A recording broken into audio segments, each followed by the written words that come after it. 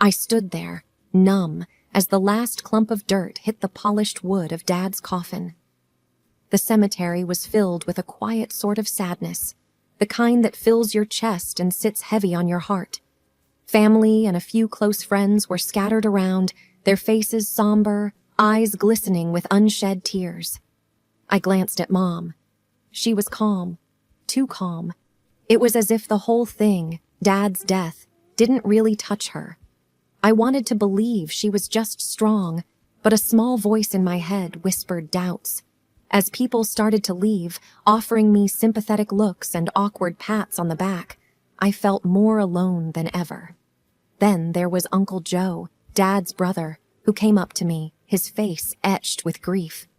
"He was a good man, Emily," Uncle Joe said, his voice rough with emotion. "He loved you a lot." I nodded, not trusting myself to speak. Dad and I were close, the kind of close where words aren't always needed. After the funeral, I headed back to Mom's place. It felt weird calling it just Mom's now. The house was quiet, the kind of quiet that screams in your ears. Mom was in the kitchen, making tea, as if it was just another day. "Mom, are you okay?" I finally asked. She looked up, her expression unreadable. "Yes, dear. I'm fine. You know how your father and I had our differences, but I'm fine." That was Mom, always brushing things off, never wanting to make a fuss. I wanted to push, to ask more, but I knew it was pointless. A couple of weeks later, I was at work, trying to bury myself in mundane tasks, when my phone rang. It was Mom. "Emily, you won't believe who's here," she said, a hint of excitement in her voice. "Who?"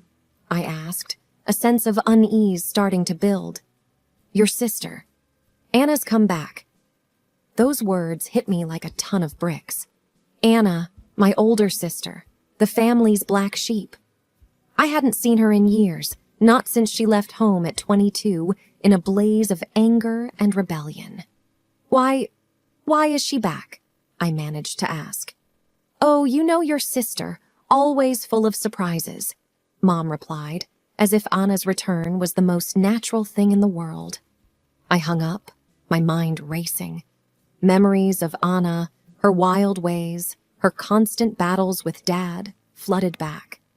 She was the storm to my calm, always stirring up trouble, pushing boundaries until that one fateful night. I shook my head, trying to clear it. Anna was back, and I had no idea what that meant for us, for Mom, or for the fragile peace we'd built in her absence. But one thing was for sure, nothing was going to be the same again. Driving to Mom's house, my mind was a whirlwind of memories, each more vivid and chaotic than the last. I remembered Anna, my older sister, always the storm center in our otherwise calm family life. She was like a live wire, unpredictable and dangerous. Anna's teenage years were a blur of rebellion. I recalled the smell of marijuana sneaking under her bedroom door, the clink of beer bottles in the dead of night. She would bring home different guys, laughing too loud, the music from her room drowning out the sounds of our family's disapproval. Dad used to argue with her, his voice a mix of anger and desperation. "You're throwing your life away, Anna." He'd yell, but she'd just scoff and roll her eyes. He tried everything, grounding her, pleading with her, but nothing worked. Mom was different. She never confronted Anna, always making excuses for her.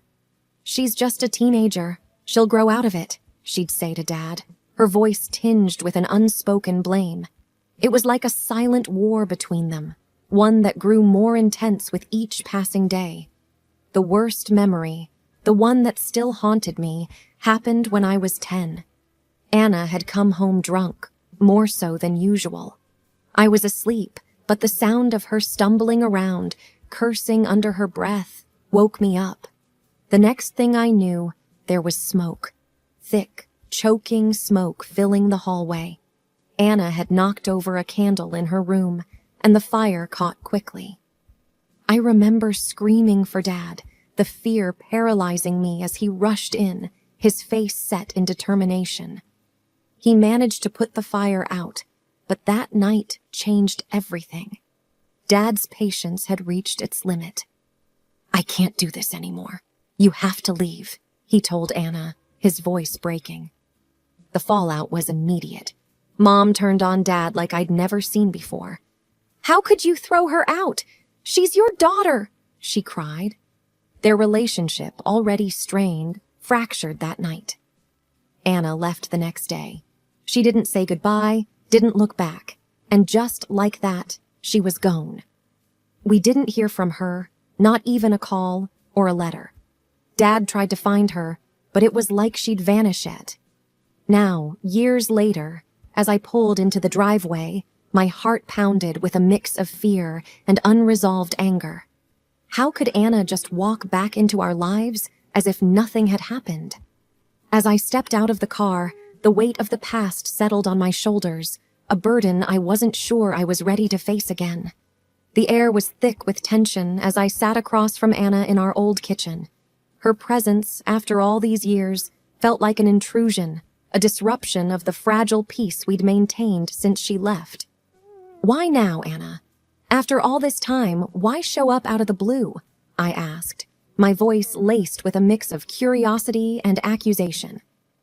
Anna looked at me, her expression one of indifference. "I heard about Dad's death. Thought it's about time I came back, see what I'm entitled to from the inheritance." Her words hit me like a slap. "Entitled? You didn't even bother to show up for his funeral, and now you talk about inheritance?" "Yeah, well, Dad and I never got along. Can't say I was sad to hear he's gone," she retorted, her tone harsh and unapologetic. I couldn't believe what I was hearing. Her blatant disrespect for our father, her greed, it was too much. "You're unbelievable, Anna. You come back after years, not to mourn, but to claim what you think you're owed?" My voice rose, tinged with anger and disbelief. Mom, who had been silent until now, finally spoke up. "Emily, that's enough. Anna has every right to be here. She's family." Family? She's been gone for years, not even a call, and now suddenly she's family? I couldn't hide the bitterness in my voice. "Emily, I won't have you speak to your sister like that. She's been through a lot," Mom said, her voice firm, siding with Anna. Anna smirked, as if pleased with Mom's defense. "See, Mom understands. I'm back now, that's what matters." The conversation left me feeling like an outsider in my own home. Anna's blunt dismissal of our father's death, her eagerness for the inheritance, and Mom's unwavering support for her. It was all too much to take in. As I left the house that day, my mind was a whirlwind of anger and confusion. The return of my sister had reopened old wounds, and it seemed like the battle lines were being drawn once again, with Mom firmly on Anna's side. A week later, we were all seated in the living room, the air heavy with anticipation and unspoken thoughts. The lawyer, Mr. Jennings, cleared his throat, preparing to read Dad's will. Anna sat upright, her eyes sharp and calculating. Mom looked nervous, wringing her hands. I just felt numb, not sure what to expect. "Let's begin," Mr. Jennings said, his voice formal. "I am here to read the last will and testament of Mr. James Harrison." He started with the usual legal jargon, but we were all waiting for the main part. The distribution of the assets. My heart raced as he finally got to it. "To my daughter, Emily Harrison, I leave the family home and a sum of $2 million. I gasped, unable to believe what I'd just heard. The room went silent, the weight of the revelation sinking in. "And to my daughter, Anna Harrison, I regretfully leave nothing due to her estrangement and actions that have caused deep pain to this family." Anna's face contorted with rage. "What? Nothing? This is bullshit." Mom's face was a mix of shock and disappointment. "James, how could you?" she whispered, more to herself. Mr. Jennings continued, unfazed by Anna's outburst. "And to my wife, Mary Harrison, I leave a monthly allowance to ensure she is cared for." "That's it? A monthly allowance?" Mom's voice was tinged with disbelief and hurt. Anna slammed her hands on the table, standing up abruptly. This is unfair. He had no right to cut me out like this. I found my voice. Dad made his decision, Anna. Maybe if you'd been here, been part of this family, it would have been different. Shut up, Emily. You always were the golden child, weren't you? Dad's little favorite. Anna spat, her eyes blazing with anger. Mom turned to me, her expression one of betrayal. Emily, can't you do something? Share the inheritance? It's what your father would have wanted.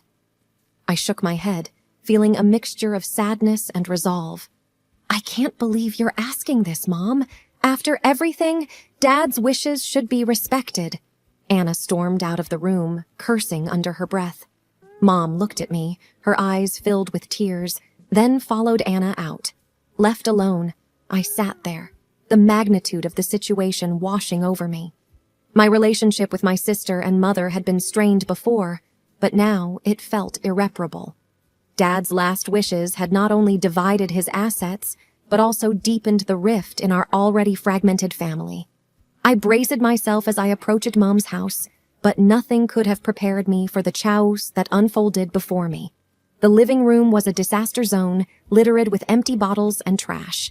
Anna was in the center of it all, her laughter sharp against the backdrop of loud, blaring music. "What on earth is this, Anna?" I demanded, my voice cutting through the noise. Anna looked up, a sneer on her face. "Look who decided to show up, the millionaire heiress." Her friends eyed me with a mix of curiosity and disdain. I ignored them and turned to Mom, who sat quietly, looking lost and overwhelmed. "Mom, how can you let her do this?" Mom's response was a mere whisper. "She's just trying to cope." Cope? By turning our home into a bar?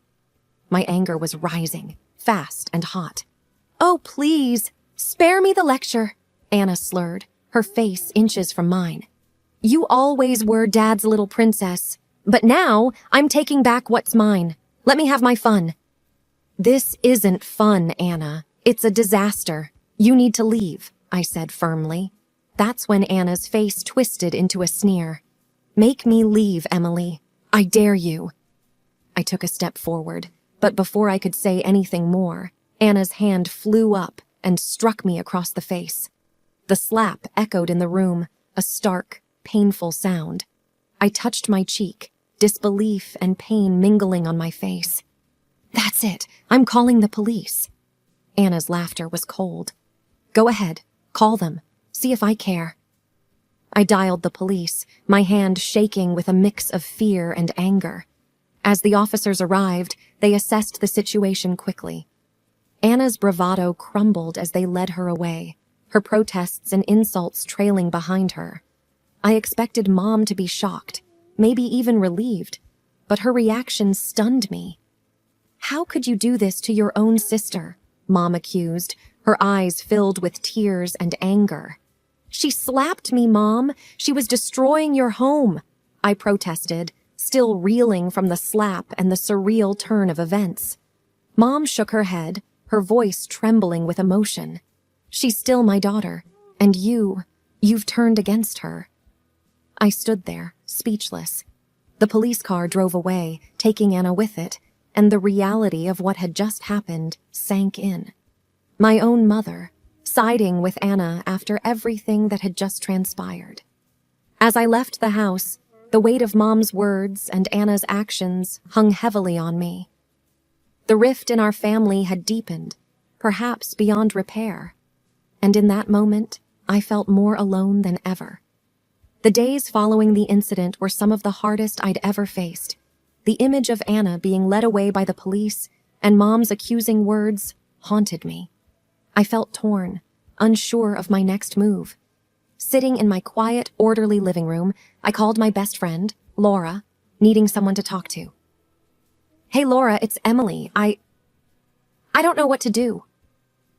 Laura's voice was gentle, a soothing contrast to the turmoil I felt. "What happened, Em?" I recounted the events, my voice wavering as I relived each painful moment. "Emily, you can't keep doing this to yourself. You've done everything you can for your family," Laura said, her tone firm yet kind. But Mom, she sided with Anna. After everything Anna did, I replied, the hurt evident in my voice. Sometimes, Emily, you have to think about yourself. You can't fix everything, and you can't keep sacrificing your well-being for them. Her words hit home. I knew she was right, but the thought of cutting ties with my family, especially Mom, was overwhelming. I know you're right, Laura. It's just hard to accept. It is hard, but sometimes the hardest decisions are the ones we need to make for our own good. Laura's words stayed with me long after we ended the call. I knew what I had to do, as painful as it was. I couldn't let the chaos and dysfunction of my family drag me down any longer. A few days later, I visited Mom. She was cold, distant. The warmth that once defined our relationship seemed to have vanished. Mom, we need to talk. I started, my voice steady but my heart aching. About what, Emily? Have you come to take more away from me? Her words were sharp, cutting. Mom, I came to say that I can't keep doing this. What happened with Anna, your reaction? It's too much. I need to step back. Mom's face hardened. So you're abandoning your family, just like that? It's not abandoning, Mom. It's about self-preservation. I can't keep being the one who fixes everything, especially when it hurts me. Mom looked away, her expression unreadable. If that's your decision, then so be it. Leaving Mom's house that day was one of the most difficult things I had ever done. The finality of it, the sense of a chapter closing, was almost too much to bear. But as I drove away, I knew deep down it was the right decision. For the first time in a long time, I felt a sense of relief, a weight lifting off my shoulders. The path ahead wouldn't be easy, but it was one I needed to take, for my own sake. The news that Mom and Anna were living off the meager allowance Dad left in his will was a shock. I couldn't shake off the image of them struggling, so I decided to see it for myself. What I found was far worse than I imagined.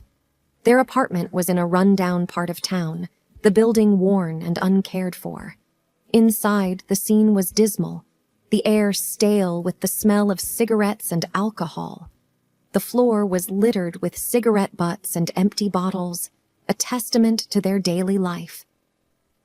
Anna was sprawled on a shabby couch, her face flushed from drinking, a bottle clutched loosely in her hand. Mom sat beside her, her once meticulous appearance now disheveled, her eyes dull and resigned. Mom, how can you live like this? I asked, my voice a mix of concern and disbelief. Mom looked up, her eyes narrowing. We manage. We don't have the luxury of a fancy house and money, like some people. Her words stung, but I pressed on. Mom, you can't stay here. It's not safe. Come live with me. Mom's laugh was bitter. Oh, now you want to help? After everything, you just waltz in here and expect us to jump at your offer? It's not like that, Mom. I'm worried about you, I pleaded. Anna stirred, her voice slurred but venomous. She's just trying to ease her guilty conscience. She got everything, and we got nothing. I'm not the enemy, Anna. I'm trying to help, I said, frustration mounting. Mom stood up, her body trembling with anger. Help? Your father and you've done nothing but look down on us. You think because you have his money, you're better than us? Mom, please. It's not about the money. I just want you to be safe. I tried to explain, but my words fell on deaf ears. No, Emily. You made your choice. You chose his side over your own family, Mom said, her voice laced with scorn. I looked at them, at the squalid apartment, at the life they had chosen. I realized then that my offer, my concern, meant nothing to them. They had made their choice, and so had I. As I left, the door closing behind me felt like the end of an era.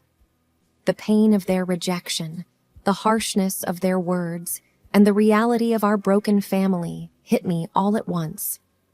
Walking away, I knew this was the last time I would try to bridge the gap between us. It was time to let go, not out of indifference, but out of a need to find my own peace. The path ahead was uncertain, but it was mine to walk, free from the shadows of a past that I could not change. In the months that followed my decision to walk away from Mom and Anna, I found myself grappling with a mixture of emotions. There were moments of intense loneliness, punctuated by feelings of liberation. It was a strange, bittersweet freedom. One evening, as I sat in my living room, the silence not as oppressive as it used to be, my phone rang. It was Laura. "Hey, Emily, how are you holding up?" she asked, her voice always a source of comfort. "I'm okay, Laura. It's been tough, but I'm getting there," I replied, a hint of resolve in my voice. "You know, Em, sometimes the hardest decisions lead to the best outcomes. You're strong, and you'll get through this." Her words were a reminder of the strength I had found in myself, a strength I never knew I had. "Yeah, I'm starting to see that. It's just, I miss them, you know?" "It's natural to miss them, Emily. But remember, you're moving forward for a reason." Laura was right. I had made a choice, not just for my well-being, but also to break free from the cycle of dysfunction and pain. In the following weeks, I threw myself into work and started volunteering at a local community center. Helping others brought a sense of purpose and fulfillment that I hadn't felt in a long time. One day, while organizing a charity event at the center, I met Tom, a co-volunteer. His easygoing nature and sense of humor were refreshing. "You're doing a great job, Emily," Tom said as we set up tables for the event. "Thanks, Tom. It feels good to be a part of something positive," I responded, smiling genuinely for the first time in what felt like forever. As we worked together, Tom and I shared stories about our lives, and I opened up about my family, something I hadn't done with anyone in a while. "It sounds like you've been through a lot, but you're turning it into something good," Tom said, his eyes reflecting a mix of admiration and empathy. "Yeah, I guess I am," I said, a sense of pride swelling within me. As the event came to a close, I realized how far I had come. The journey hadn't been easy, but it was mine. I had faced my family's shadows, the pain, and the turmoil, and emerged stronger. Moving forward didn't mean forgetting the past. It meant learning from it, growing, and finding joy in new beginnings. It was about embracing the uncertainty of the future and the possibilities it held.